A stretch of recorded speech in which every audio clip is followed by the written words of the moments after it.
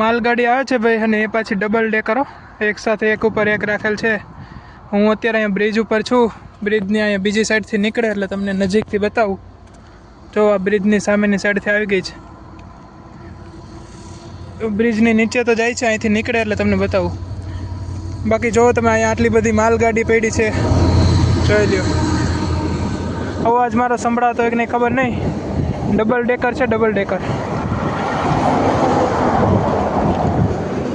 અને એની તમે લેન્થ જોજો એકવાર તમે આ વિડીયોમાં કે કેટલી લાંબી હોય છે. આ ડબ્બા જો કેટલા લાંબા હોય છે, હું તમને બતાવું. જો પુલની આ બાજુ આટલા છે, અને ઓલરેડી હજી આ બાજુ જો કેટલી ચાલી આવે છે. લેન્થ જોજો તમે કેટલી લાંબી છે ગાડી.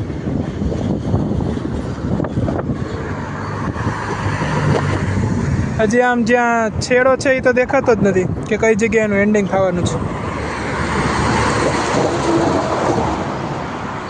બહુ જ લાંબી રેલગાડી છે. આ ટાઈપની રેલગાડી જો તમે જોયેલી હોય કોમેન્ટ કરજો ભાઈ વિડીયોઝની નીચે.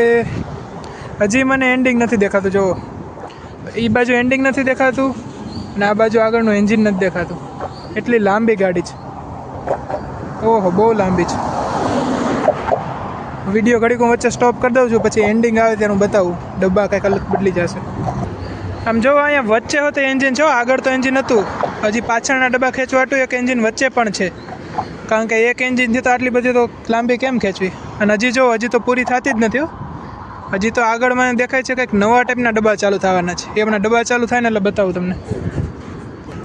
જો હવે આ ટાઈપના બંધ ડબ્બા ચાલુ થયા છે.